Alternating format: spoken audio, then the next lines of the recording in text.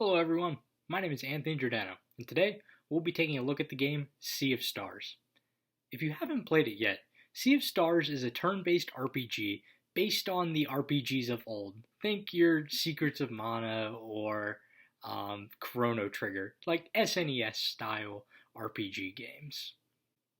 Now, Sea of Stars is a bit different than those games, in the fact that Sabotage Studio, the company behind Sea of Stars, decided that when they were making this game, they wanted it to feel nostalgic in the ways of those old RPGs, while having the modern characteristics of newer RPG games. So, as an initial look at this game, I want to first look at the industry surrounding the game. And for us, that involves looking at who was the developer, what was the publisher, and what were some of the decisions behind distribution and marketing for the project. Well, I think it's good first to look at some of the history behind the game's development. Sea of Stars was developed by Sabotage Studios, an indie studio out of Quebec, Canada. They were established in 2016 and saw their first game release in The Messenger in 2018. After the success of The Messenger, in 2020, Sabotage Studio announced that they were working on their second game, Sea of Stars, which wouldn't be in the same style of The Messenger, which was to a lot of people's surprise. It turns out that they wanted to make Sea of Stars a prequel to The Messenger, a game taking place in the same world, but in a completely different gameplay style. This is something that really hadn't been done before in the industry, and especially from an indie developer, people were understandably excited to see how this was going to turn out. As I mentioned earlier, their approach with Sea of Stars was to make an RPG inspired by the classics, such as Chrono Trigger and Super Mario RPG. Before we get into the marketing, I want to take a quick look at something cool surrounding the marketing for Sea of Stars. Game Informer magazine actually released an article surrounding the development history for Sea of Stars and a couple interviews talking with some of the creators. I just want to read off one specific line I thought was very cool. Even before development officially concluded on The Messenger, Sabotage was already thinking about Sea of Stars. Similar to how The Messenger had been funded, Sea of Stars was also funded through a Kickstarter campaign. While initially they had requested a lower amount just to get the game made, Sea of Stars quickly passed every single funding goal and managed to raise over $1 million to support funding of the game. This was achieved through the game's heavy promotion on Twitter, Facebook, and Instagram, as well as Sabotage Studios' presence throughout multiple conventions, both in person and online, heavily promoting their game. This made a lot of sense for the studio because after the success they saw from The Messenger, they had a lot of loyal fans heavily anticipating the release of their next project. No matter how long it was going to take to release, they were there to support it. In the industry, I think this is something that's really important because it tells us that not every game has to be AAA. There is a lot of support for indie developers as long as it's proven that they are able to put out a quality product that stands toe-to-toe with the AAA games. Finally, we get to the publishing and distribution methods for Sea of Stars. Unlike with the first game, The Messenger, which was developed by Devolver Digital, Sea of Stars actually was managed to be published in-house by Sabotage Studio, since they had created enough revenue in order to publish the game themselves. Sea of Stars' strategy initially was to release digitally on every platform possible. They released on PS4, PS5, Nintendo Switch, and PC all on the same day. But what I think was really smart of them to do was they released day one on Xbox Game Pass. That meant anyone who was subscribed to Xbox Game Pass could access the game for essentially free because they already paid for the subscription service just to try it out.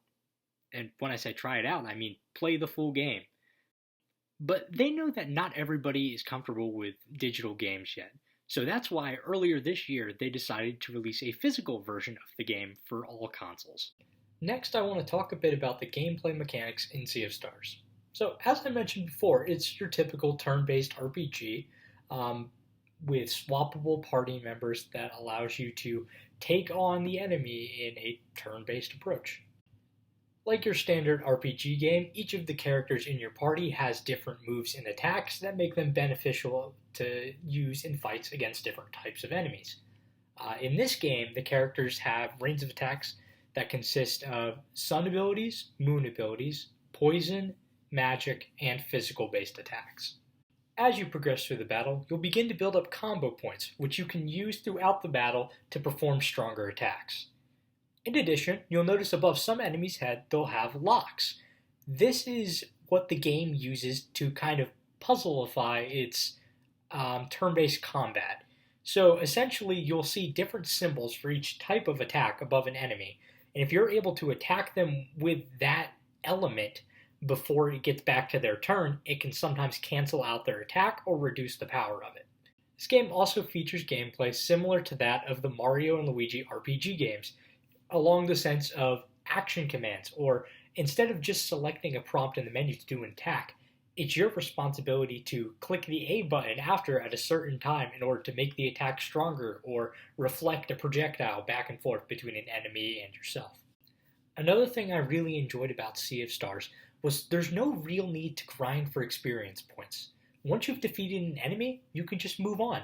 Yes, there's leveling in the game, but they've designed it and crafted the world in a way where if you defeat every enemy at least once, you're good to go. By the end of the game, you'll be at an adequate level to take on the final boss. So there's no need to go back and grind for hours.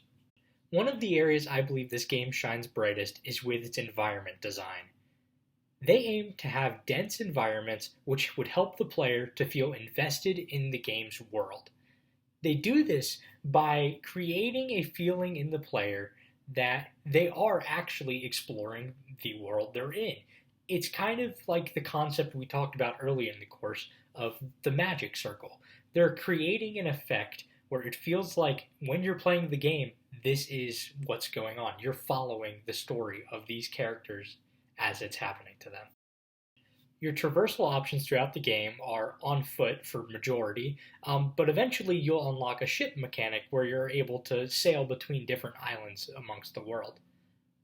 The map is also useful for helping you to collect all of the hidden collectibles throughout the game that you may have missed during your experience, as well as figuring out easily where to go next. You can tell a lot of time went into the art direction of this game to help it have that mix of feeling modern but also retro and paying homage to games like Chrono Trigger. From a gameplay aspect, exploring the environment is useful because as you explore, you'll be able to pick up different items and weapons that'll help you in combat, as well as do some light puzzle solving, such as flipping switches or, hey, gotta climb that mountain. Another thing I think that helps Sea of Stars to stand out amongst the crowd is its dynamic soundtrack. The game features technically 3 different soundtrack versions, with one song having the capability to be played in day, night, or in the game's tavern system, all sounding completely different. I really think this helped the game establish a cohesive world because one of the main mechanics in the game is changing the world from day to night, whether it be for puzzle solving or other reasons. It really helps you feel invested in the game when what you're doing has an active impact on the soundtrack. Before moving on, I want to provide a few examples of how this dynamic music system works. First, here's an example of the day to night swapping on a single track.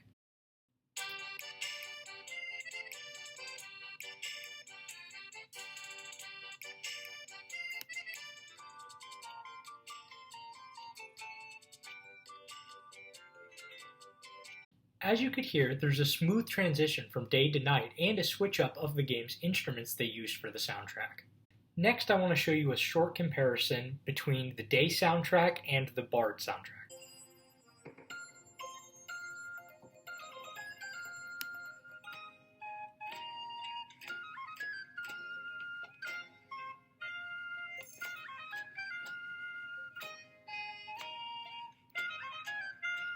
Another thing I like is how the developers communicate when you're coming up on a tough enemy. by raising the intensity of the music. The audience for Sea of Stars and their community is mostly made up of retro RPG fans and new RPG fans alike. The game is full of connections to The Messenger, the other game by Sabotage Studios, for players that have experienced their first game to make those connections when going back and looking through Sea of Stars. The nice thing, though, is it doesn't take away anything from the game if you don't know those references and connections. However, these connections do serve as a great tool for Sabotage Studio to encourage people to go back and play The Messenger after getting through Sea of Stars. Sabotage tries to stay active with their community by taking advantage of posting on their social media accounts, as most brands do, as well as hosting direct live streams to fans to show what they're working on with their upcoming games, as well as development updates for their already released products. In addition to these development live streams, Sabotage is also releasing a physical art book for consumers who enjoyed Sea of Stars to get a better look at the behind the scenes of the creation of the game and its characters.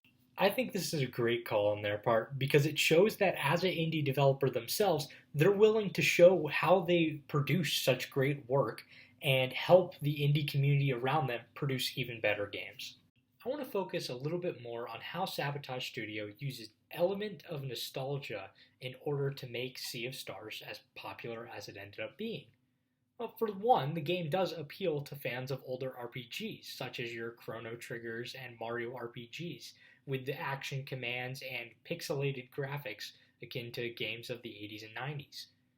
However, it takes that and modernizes many of those older mechanics. Essentially, it's creating a match for people's perception of what they experienced when they're younger. So if you ask them, oh yeah, this game from the 90s, it was great, it had all these features. In reality, it might not have, but this game will match their perception of what they perceive those games as still being like today.